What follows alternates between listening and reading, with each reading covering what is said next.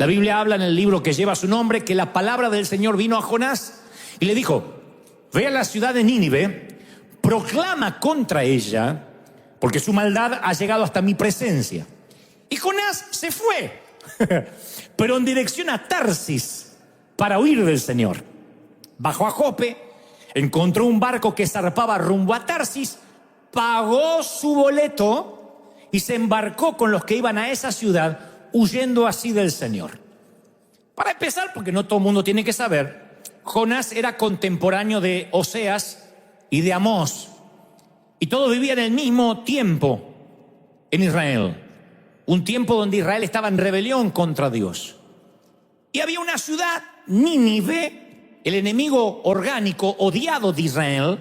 Nínive era la capital de Asiria. Los asirios eran conocidos por su maldad para con sus rehenes, su maldad para su gente conquistada. Porque cuando conquistaban a cualquier ciudad, a cualquier imperio, los asirios violaban a sus mujeres, torturaban a sus hijos, los desmembraban. Los libros históricos cuentan que los asirios eran tan crueles que escribían en los muros con la sangre de sus víctimas. Así que cuando Dios le dice a Jonás: yo quiero que vayas y pregones contra Nínive, eso estaba bien para Jonás. Él tenía algo personal, como todo israelita, contra los asirios. Pero le dice: quiero que pregones que si se arrepienten yo los voy a perdonar. Está hablando de los mismos que decapitaban a sus enemigos, que infringían dolor, temidos y odiados, y Dios en su gracia les va a dar una segunda oportunidad. Diles que se tienen que arrepentir. Jonás, si tú predicas bien el mensaje y lo haces de manera correcta, todos los ninivitas se van a arrepentir y yo voy a traer un avivamiento a la ciudad. Eso no sonó bien para Jonás, así que el profeta ahora tiene dos problemas. Número uno, a mi humilde entender, si Jonás predica y Nínive se arrepiente, los asirios se arrepienten, él va a sentir que traiciona a su pueblo israelita, porque está dándole una oportunidad a estos desgraciados que tendrían que morir, a estos condenados.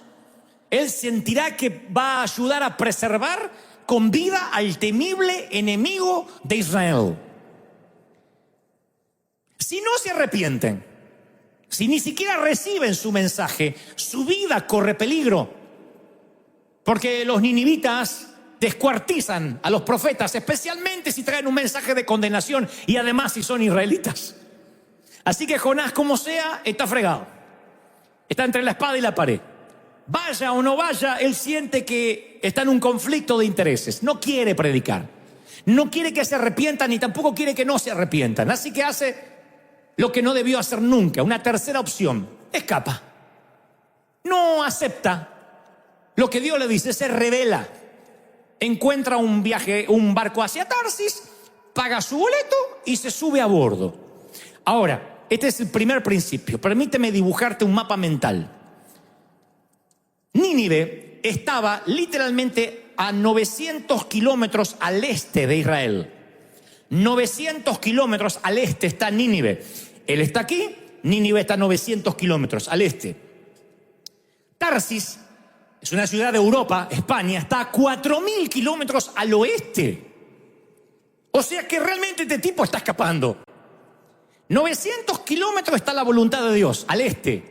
4.000 para el otro lado no está la voluntad de Dios. Yo encuentro a un hombre que en vez de recorrer 900 kilómetros en la voluntad de Dios, está dispuesto a viajar 4.000 para alejarse de su voluntad. Siempre que uno desobedece a Dios, el viaje es más largo. Quiero que te lo grabes cognitivamente en la corteza cerebral, en tu corazón. Cada vez que uno se mueve de donde Dios quiere enviarte, eso te va a llevar mucho más lejos de lo que planificabas viajar. Cada vez que desobedeces tienes un viaje más largo. Tenía 900 kilómetros obedeciendo a Dios, tiene 4.000 desobedeciendo. Ahora, no necesariamente lo que te está pasando tiene que ver con el enemigo o algo que Dios haya provocado, sino con malas decisiones que tomamos. En algún momento Dios nos envía a hacer algo. Y no hablo necesariamente de ministerio, a veces es cortar una relación tóxica. A veces es iniciar una relación. A veces es terminar con un empleo. A veces es mudarte de lugar. Tener una vida intencional, hacer algo. Cuando no lo haces, tú empiezas a viajar en dirección contraria. De modo que te alejas de lo que Dios quería para ti y haces un viaje más largo. Y muchos ni siquiera, no es que no están en Nínive, 900 kilómetros para acá, ni siquiera se quedaron en Israel, mínimo. Se fueron 4.000 kilómetros para el otro lado tomando una decisión a su manera. Y a mi manera puede ser una linda canción de Paul Anka interpretado por Frank Sinatra, pero no sirve para vivir. My way. Uno no puede tomar su propio camino, su propia manera cuando estás en las manos de Dios. Y ese kilometraje, ese millaje adicional es lo que Dios nos quiere ahorrar. Yo entendí, y lo entendí de la peor manera, que los 40 años de desierto no siempre son obligatorios para todo mundo. Yo me crié en una iglesia donde me decían, el proceso del desierto no se puede evitar. Si quieres la tierra prometida, pasarás por el desierto. Pero yo veo a un Dios que pudo haber llevado a Israel en meses a Canaán, a Cades Barnea. Sin embargo, dieron vuelta en círculos por 40 años, no porque Dios quiso, por deporte. Él no jugaba con los seres humanos como si fuesen marionetas. Ellos decidieron dar vueltas debido a su incredulidad.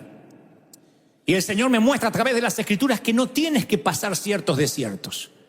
Hay gente acá atravesando aguas muy turbulentas. El Espíritu Santo me mostraba gente triste, familias tristes por decisiones que han tomado y están atravesando un viaje a Tarsis que yo no los mandé. Cuando no obedeces a Dios, automáticamente desobedeces. No hay términos medios. La Biblia no tiene términos medios, ni siquiera hay lugares vacíos. O estás lleno de Dios o estás lleno del diablo. O obedeces a Dios o estás en desobediencia. No hay tal cosa como neutralidad. Tú no puedes mantenerte neutral. Tú no puedes estar en la mitad de algo. Tú no puedes obedecer a Dios por aproximación. Bueno, Él me manda a Nínive, pero puedo ir a una ciudad cercana a Nínive. No. Desobedeces, tanto te vayas para allá o a Tarsis. Cuando Dios te da una dirección y te pierdes, el camino es más largo y uno se enfada.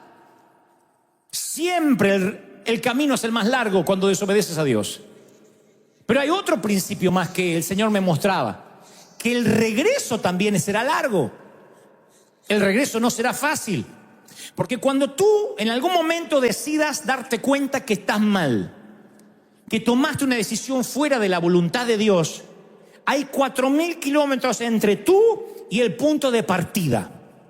Ni hablar de donde Dios te quería al comienzo, que de donde el punto de partida todavía hay 900 kilómetros más hasta Nínive. En otras palabras, el viaje de regreso también es largo.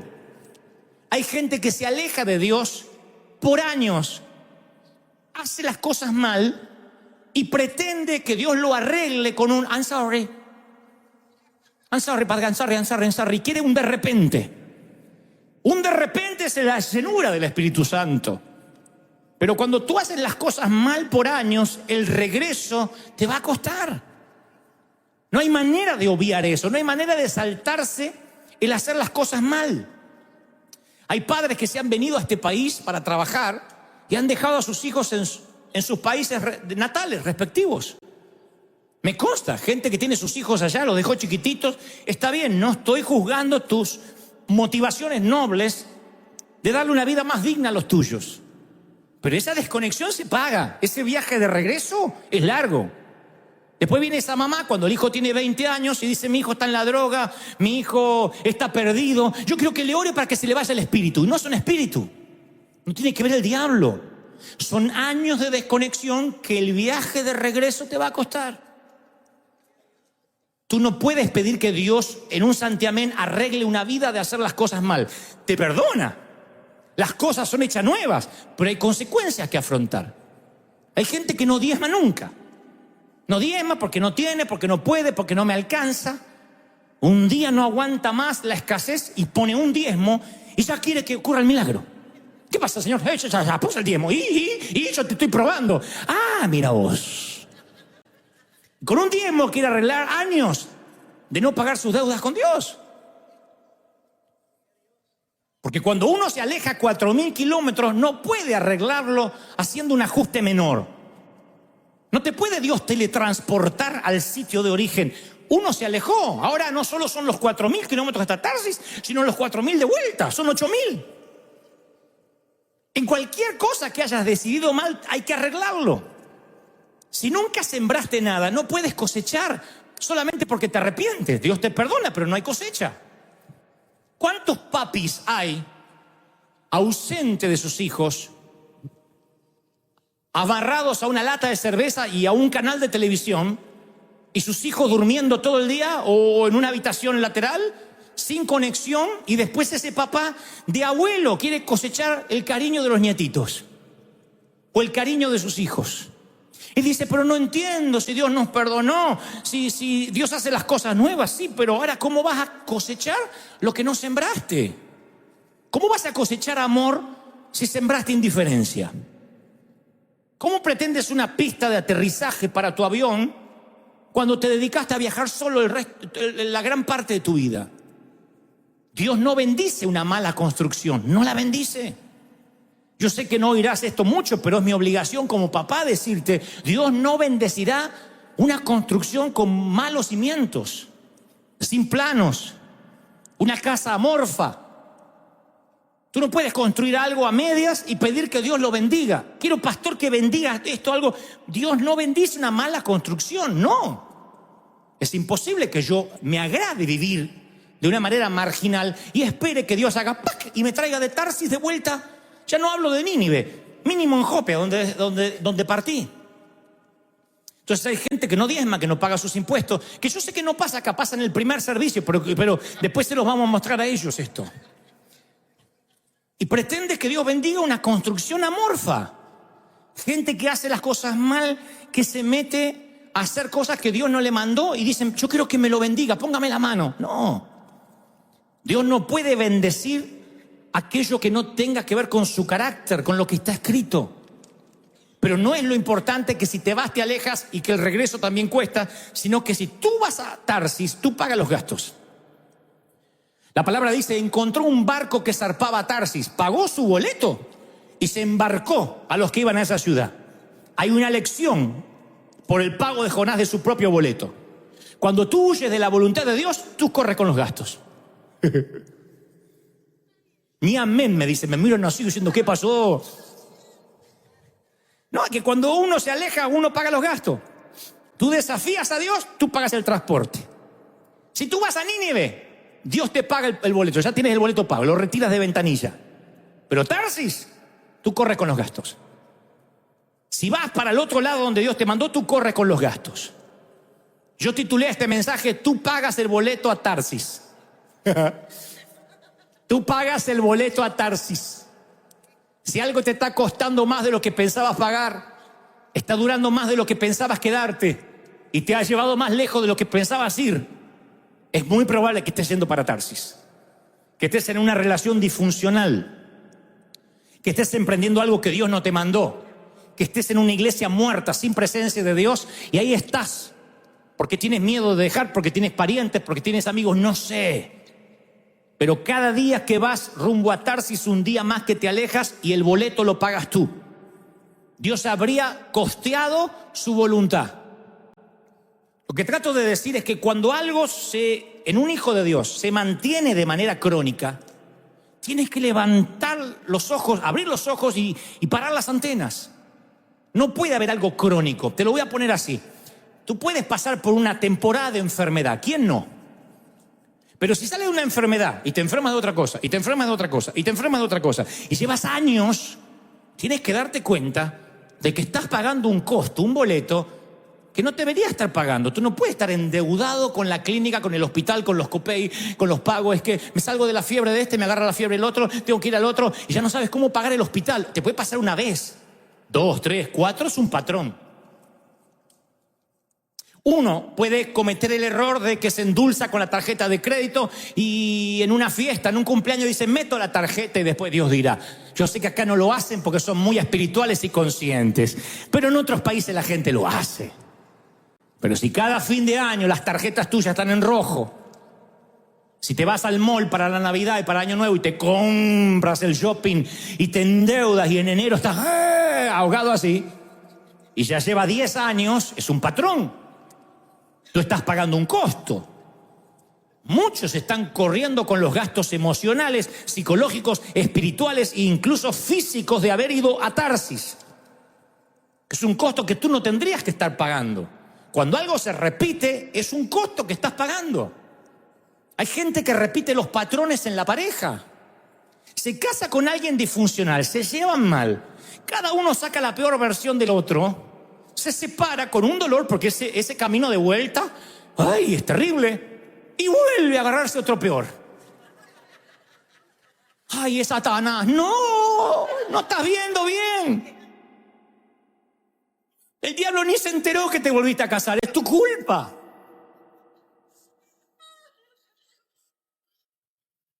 Estás pagando un boleto a Tarsis. Tú siempre pagas el boleto a Tarsis. Jonás fue y se lo pagó. No dijo, vengo a buscar el boleto que Dios me dejó pago. Él se pagó el boleto. Siempre nos pagamos el boleto para el otro lado. Y se sube y se va a una ciudad de España, lejos, 4.000 kilómetros al otro lado. Técnicamente 4.900 kilómetros para el otro lado donde Dios lo estaba mandando. Fíjate que quería realmente escapar. Ahora, yo sigo leyendo las Escrituras y veo otro detalle que no lo había visto antes. ¿Por qué Dios no impidió que Jonás se subiera en el barco en Jope? ¿Por qué él embarcó en Jope para Tarsis? ¿Por qué Dios no lo impidió? Y de allí surge esa teología irresponsable de aquellos que creen que Dios es un Dios reaccionario a lo que uno hace. Por ejemplo, bueno, yo voy a ir para allá. Si Dios no quiere, que me frene. Yo ya le pedí al Señor, si esto no es de Dios, que se suspenda la boda, que se caiga algo sobre el novio y se muera ahí. ¿Por qué Dios tiene que andar con psicología inversa?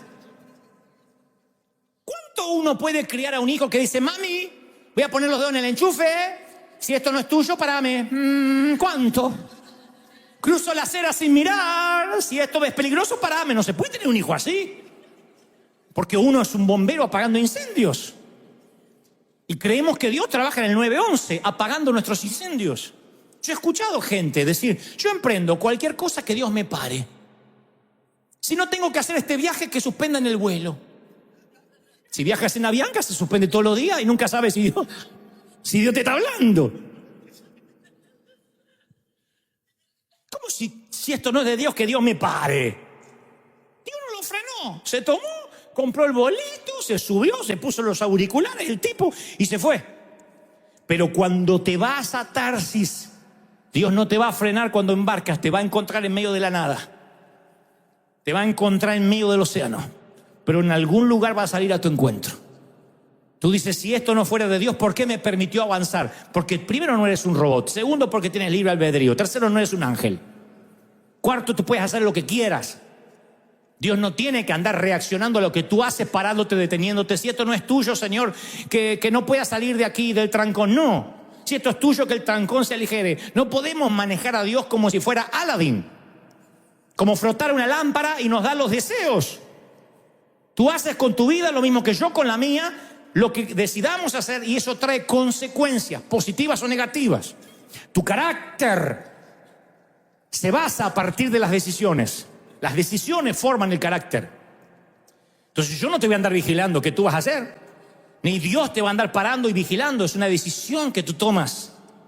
Pagas el boleto a Tarsis, te subes al barco y en el medio de la nada te vas a encontrar con el Señor.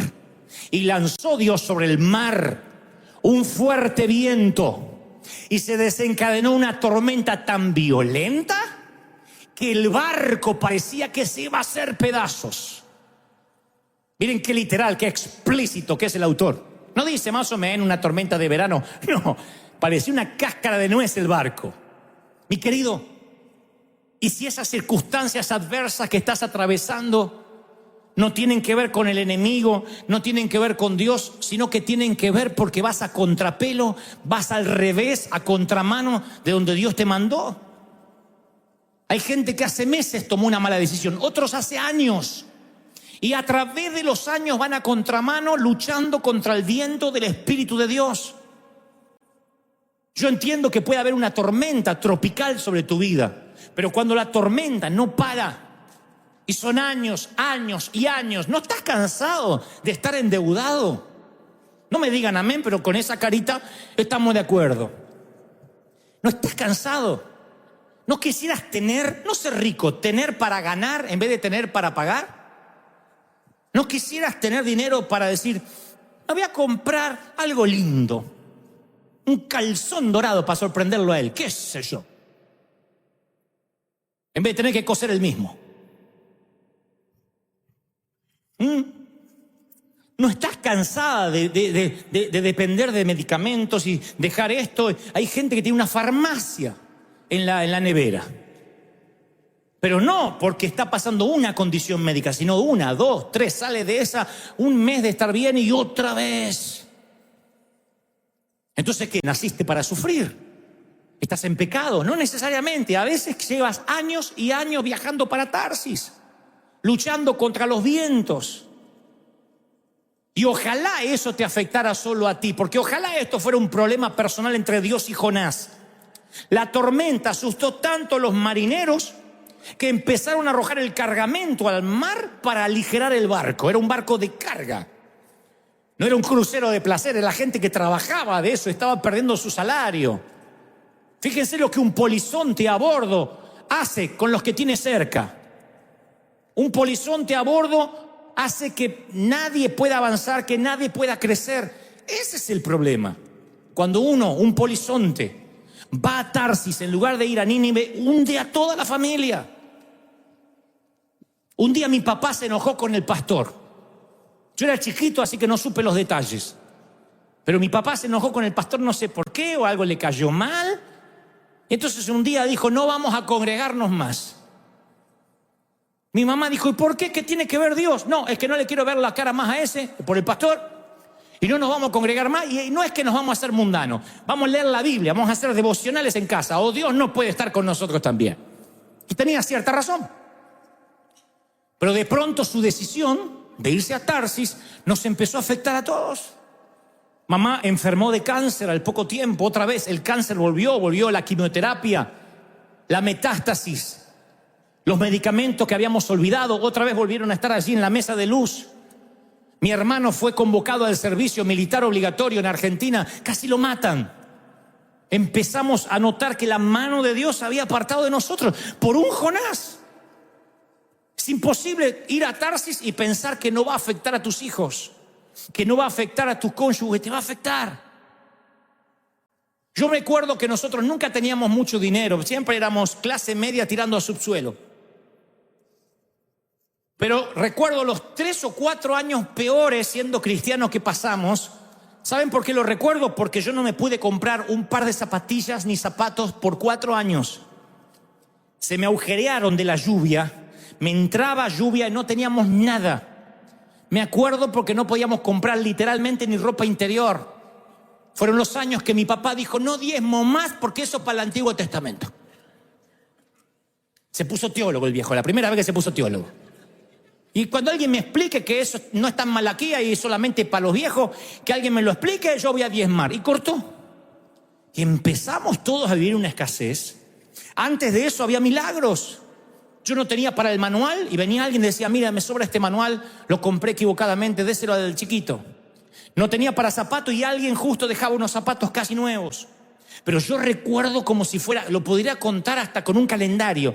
Desde el día que papá dejó de diezmar hasta el día que volvió a diezmar de vuelta, yo recuerdo esos años de escasez. Entonces mi papá no podía decir, es mi decisión. Nos afectaba a todos, el barco se nos hundía. Mi mamá un día lo agarró al viejo y le dijo, ahora vas a empezar a diezmar. Aparte el dinero lo manejo yo, porque en mis tiempos el dinero lo manejaba la vieja. Migraciones era la vieja, papá ni veía el sobre. Y dijo, por hacerte caso a ti, ahora estamos como estamos, yo voy a diezmar. No, es que yo no siento, me importa un cuerno lo que usted sienta. Yo voy a diezmar, dijo la vieja. Y se le plantó el viejo, porque al viejo había que plantarse. Mirá cómo gritan las plantadoras. Se le plantó así. Está bien, dijo el viejo, está bien. Mi viejo gritaba, pero cuando veía que delante estaba el muro de Trump, hasta ahí llegaba. Y la vieja empezó a diezmar. Hubiera o no hubiera. Dice, como enseñó el pastor, antes de ver qué teníamos para pagar, la luz, el gas, primero lo de Dios que le estamos robando. Y empezamos a prosperar. Yo me empecé a dar cuenta, aunque era chiquito, yo de todo esto me entero después.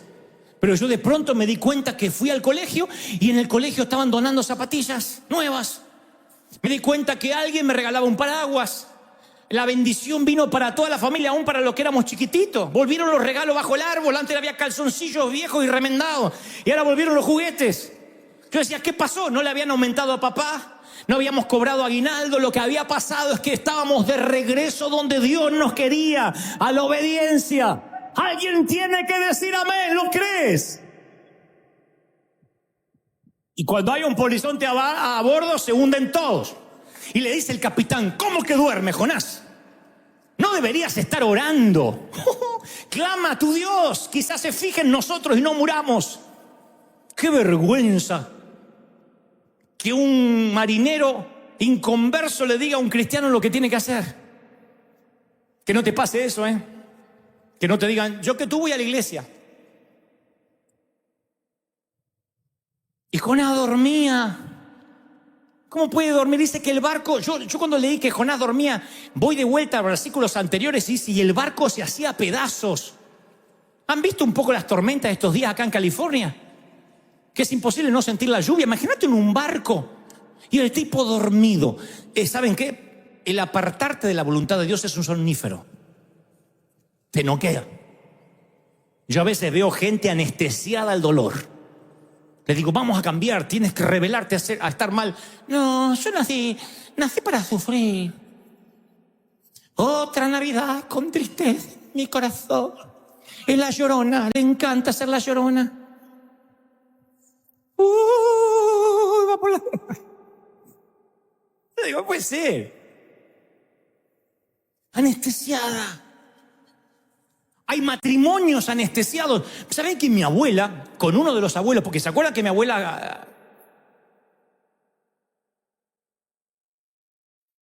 era rápida y no era corredora, para que se entienda? Tuvo varios maridos, pero me acuerdo, el que yo más conocí, el abuelo Santiago, se odiaban con la abuela. Años llevaban juntos. Y decía la abuela cuando pasaba, nosotros los nietos escuchábamos todo. Decía la abuela, viejo miserable, ojalá te muera. Decía, te vas a morir vos, vieja, te voy a enterrar. Y así, dejá de masticar tabaco. Y vos, el día que vos dejes de cocinar como cocinar, yo voy a dejar el tabaco. Se maldecían así. Se detestaban. Anestesiados. Uno con el otro. Anestesiados. No sé ni cómo irían a la cama porque se odiaban. Era un cuadrilátero de boxeo la casa. Sin embargo, estaban anestesiados. Hay gente que está dormida. O sea, viven en una tormenta y la tormenta los tira para allá. Y eso está... ¿Vieron esos muñequitos que hay en los lavaderos? La tormenta los hace así. Eso está, ¿cómo estás? Bien, acá. Sin plata, como todos los años. Y así duermen. Se acostumbran. No puedes anestesiarte en una tormenta. Despiértate, dormilón, le dice el capitán del barco. Y el capitán del barco dice que echa suertes para ver quién era la mala onda dentro del barco. Y las suertes los dados dan para Jonás. Esto no es una licencia para irse a Las Vegas a jugar, ¿eh? Dios manejó esos dados para que estos inconversos que de otro modo nunca se hubiesen dado cuenta, se percataran que había un polizonte a bordo. Le dijeron, tú eres el polizonte. Así que nada personal, pero te vamos a tirar para que estas tormentas paren. Y lo arrojan por la borda, lo arrojan a los tiburones. Y apenas lo arrojan a Jonás, se calma el mar, calma la tormenta. Y al ver esto, los marineros inconversos, se apodera de ellos un temor profundo del Señor y hacen votos con Él. Estamos ante una historia maravillosa. Un santo desobediente en un barco lleno de pecadores. No eran creyentes porque apenas se desató la tormenta, cada uno buscó a su Dios. Pero Jonás predicó aún en desobediencia. Todos los marineros se encontraron con Dios cuando vieron que tirándolo por la borda se calmó el mar. Dijeron, este es el Dios verdadero, entonces vamos a adorar. El tipo predicó desobedeciendo. Nunca supo que se convirtieron porque él estaba dando brazadas en el mar, mientras que los otros hacían votos con Dios. Pero esto me lleva a un principio. Jamás digas, si yo estuviera fuera de la voluntad de Dios, Dios no me estaría usando. Si Dios estuviera enojado conmigo, no estaría usándome para ministrar. Acá veo a Jonás, que Dios lo está usando para que se conviertan todos, y el tipo está equivocado. Porque hay gente que piensa, bueno, si estuviera mal con Dios, tal vez yo no estaría sirviendo como le estoy sirviendo. Empezamos a evaluar el promedio. Bueno, ya sé que yo tenía que haber ido a Nínive y me fui para el otro lado, pero mira cómo le sirvo como ujier. ¿Sí? Dios usa ujieres, pastores, burras. Burras, pastores, ujieres, cambia el orden. Pero Dios usa a quien tiene que usar. Su palabra no vuelve vacía. Pero no te confundas que porque Dios te use, resulta que ahora estás en la perfecta voluntad de Dios. No, Dios puede usarte y sin embargo tú no sales nunca de la quiebra. Dios puede usarte y tu matrimonio es un desastre. Eso es lo que le pasa a Jonás. Y Jonás, cuando cae en el mar lleno, infestado de tiburones, Dios dispuso un pez obediente, un enorme pez que tragara a Jonás, para que Jonás pasara 3 días y 3 noches en el vientre. Noten que Dios no creó un pez, Dios lo dispuso. No hizo un pez especial para Jonás. Dispuso significa ordenó. O sea que aquí tenemos un profeta desobediente y un pez obediente. El animal obedece más que él. Le dijo Dios al pez, eso es lo que te vas a comer. Y dispuso el pez, y el pez obedeció a Dios. El mar obedeció a Dios, la tormenta obedeció a Dios, el pez obedeció a Dios. Si Dios dispuso un pez, significa que Dios puede disponer una quiebra para traerte de regreso a casa. De allí que decimos, no, pero Dios no ocasionó la quiebra, no, la dispuso. Dios no creó al pez, lo dispuso. Dios dispuso el divorcio para enseñarte. Dispuso una temporada en el hospital, en cuidados intensivos, en el panteón. Dispuso de esa eventualidad para traerte de regreso. Tal vez no tenga que ver el enemigo, sino que el pez ha sido dispuesto por Dios. Sigo leyendo, dice, y entonces Jonás oró. El condenado recién ora. Oró en el vientre del pez. Voy para atrás y no encuentro a Jonás orando en Jope. Ni siquiera para decir, Señor, no voy a ir. No encuentro a Jonás que ora cuando paga el boleto. No ora cuando la tormenta llegó, ora cuando el pez se lo tragó. Hay gente que no va a orar hasta que alguien se lo trague. Al que está a la derecha y a la izquierda, dile, Dios te está hablando, Jonás. Dios te está hablando, Jonás. Hay gente que hasta que no está engullido no ora. Hasta que no está en un sitio tan estrecho que lo único que le quede es orar, no ora. Y Dios sabe eso. Hay gente que es orador de pez. Buscador de pez. Dale un Moby Dick y el tipo ora. Si no, no te ora nunca. Entonces ahí en el vientre del pez dice, miren qué oración magnífica. Miren todo lo que el tipo admite que no admitió antes. En mi angustia clamé al Señor. Desde las entrañas del sepulcro pedí auxilio. Me arrojaste a los mares. Las corrientes me envolvían. Tus olas y tus ondas pasaban sobre mí. Fui expulsado de tu presencia. Las aguas me llegaban hasta el cuello. Lo profundo del océano me envolvía. El Ariares y las algas se enredaban en la cabeza. Arrastrándome, me tragó la tierra. Y entonces, esto está genial, me acordé del Señor.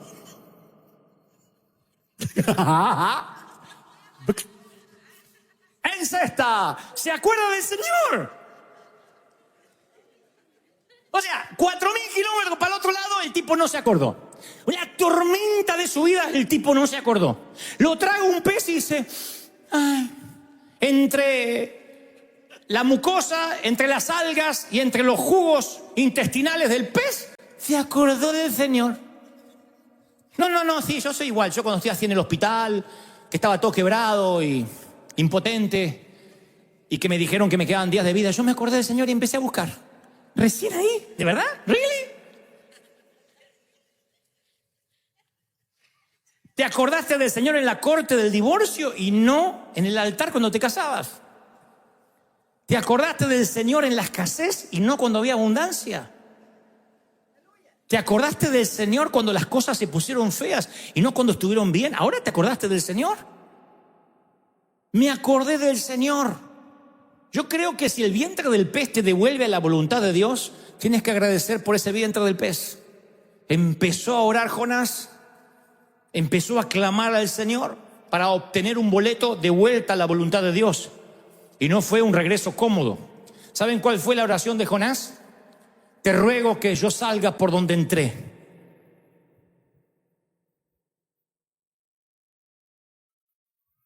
¿Alguno no entendió? Lo explican después en casa. Cuando el pez comienza con arcada, dice, aleluya, gloria a Dios. Envuelvo en vómito no es lo mismo que envuelto en otra cosa por atrás. Así que salió por donde entró. Pero no fue un viaje de vuelta fácil. Este es un principio que pronto olvidamos. No es el proceso que queremos. Pero si nos alejamos 4.000 kilómetros, no podemos hacer un ajuste menor para que se arregle. Hay gente que hace años que hace las cosas mal y la queremos arreglar con un I'm sorry. Tú no puedes ir en otra dirección sin darte unos cuantos golpes a la vuelta. Cuanto más permanezcas en el barco a Tarsis, más largo, más húmedo va a ser el regreso. Ese barco, ese pez, lo que te traiga de vuelta no se llama Titanic, se llama consecuencias. Y el barco o el pez de las consecuencias viajan contigo. Entonces hay gente que quiere, insisto, un de repente para que se le arregle años de hacer las cosas mal. Y vas a tener que sembrar mucho. Vas a tener, no estoy hablando del perdón de Dios, de la gracia divina. No está en juego, no está en debate. Hablo de la cosecha, que el viaje de regreso siempre es difícil. Nunca, Jonás pudo haber dicho, ok, está bien, entendí, con la tormenta entendí. Si quieres que vuelva, ponme un business de regreso. Y no a Bianca, quiero en American Airlines. Está bien, entendí, con la tormenta ya entendí. Ponme un primera clase para regresar. No, ¿entendiste? Me alegro, pero vuelves en pez. Yo hice el pez y ese es mi medio de transporte, vuelves en pez. Yo te quise pagar el boleto a Nínive, 900 kilómetros donde estaba. Te fuiste 4.000 para el otro lado y quieres volver bajo tus condiciones. Vuelves en pez. Pregúntele a aquel que atraviesa las aguas del divorcio si fue cómodo el regreso. Pregúntele a aquel que de pronto cometió errores, abortos, si el regreso a su salud mental fue rápido. Dios perdonó, Dios hizo las cosas nuevas, pero el regreso cuesta. Yo he tenido regresos en pez. Yo era un viajero frecuente de pez. Venía el pez, me volteaba y decía al asiento de siempre, y me metía y me traía de vuelta. Yo era viajero frecuente, era miembro admiral del pez.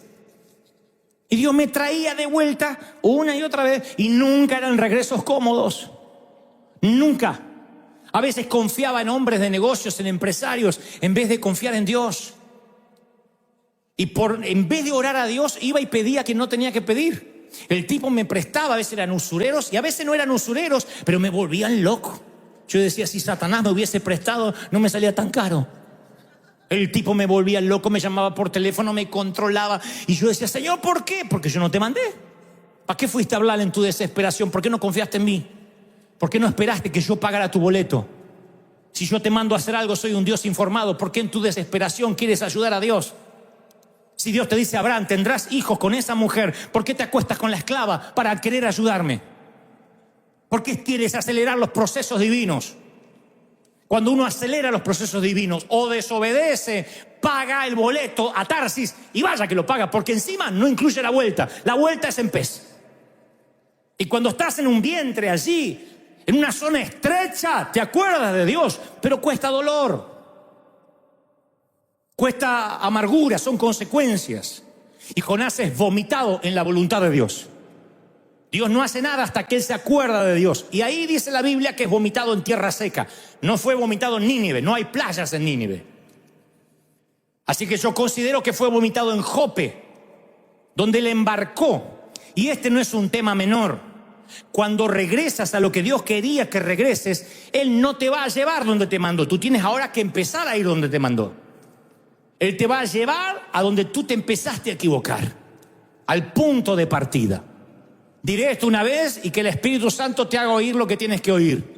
No te sorprendas si Dios te hace volver a sitios donde saliste por la ventana hasta que aprendas a salir por la puerta. A veces nuestro paso equívoco empezó al salir de un lugar mal y Dios te hace volver ahí. Yo era un muchachito impertinente que me llevaba el mundo por delante de todos los complejos que tenía. Mi manera de tapar los complejos era volverme a veces petulante, cosa que no le cuesta a un argentino. Y entonces en un momento me acuerdo que me contratan en una editorial para dibujar y no me permiten hacer lo que yo quería y pegué un portazo en esa editorial que era una editorial cristiana y me dije, me voy de aquí, y ni avisé que me fui. Y así como hice eso, hice lo mismo en un banco una vez. Y así como eso, hice lo mismo yéndome de una iglesia. Porque había metido la pata por algo que no te importa, porque estamos hablando de Jonás, sino de mí. Y metí la pata. Y de pronto un pez me envía a arreglar esos problemas. A decir perdón. Me acuerdo pararme ante el jefe de la editorial y dije perdón. Cuando yo tenía 16 años me fui pegando un portazo. Me dice, no te conozco. Le digo, no, yo estuve aquí. Dice, ni me acordaba. Qué bueno, pero por las dudas vengo a pedir perdón. Fui al pastor y ese sí me acordaba y no me quiso recibir. Pero más tarde fue un hombre que me empezó a apoyar y dijo, yo nunca voy a olvidar que viniste a pedir perdón. Siempre Dios nos lleva a Jope para arreglar ese camino que se empezó a torcer. Hay cosas que tienes que arreglar antes que se termine el año. Dios me dice que no importa si le sirves hace años. Hay cosas que tienes que arreglar, hay cosas que tienes que enderezar, hay cosas que tienes que cerrar, hay capítulos que tienes que cerrar. ¿Tú lo crees?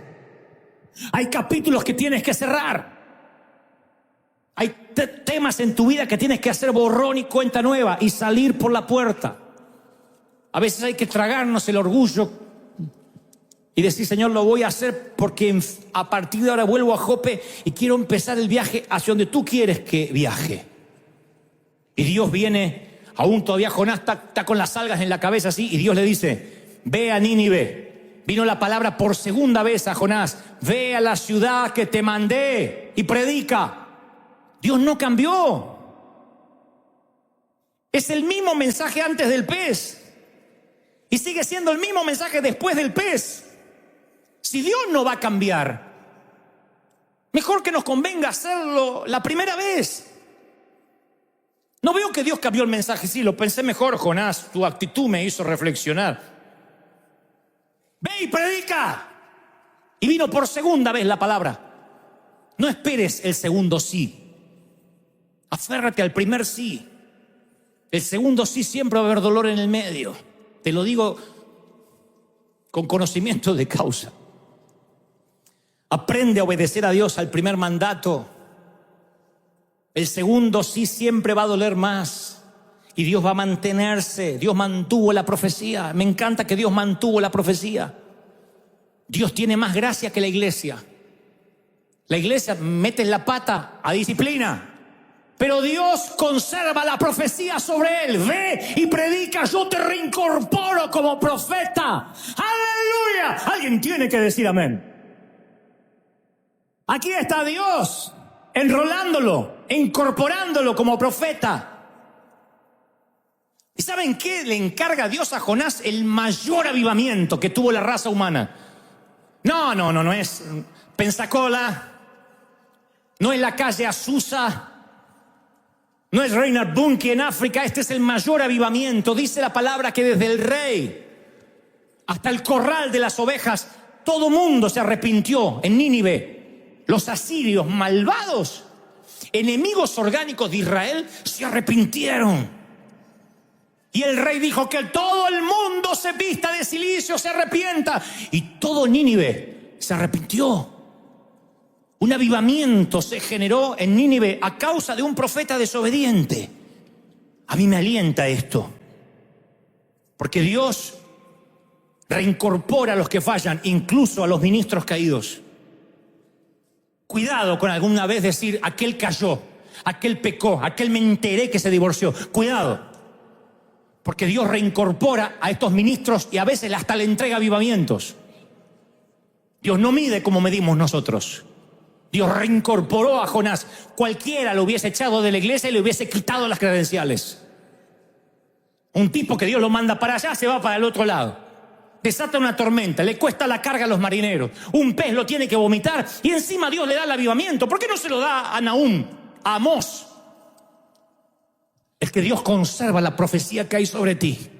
A pesar de que te desviaste, a pesar de que tuviste años metiendo la pata, Dios dice, si tan solo tú vuelves a Jope y crees que puedes obedecer y dices, Señor, esta vez no me voy a mover de tu voluntad, yo voy a conservar la palabra que solté sobre tu vida. Vas a ser un canal de bendición, vas a provocar el avivamiento, no en la calle Broadway, sino donde vayas.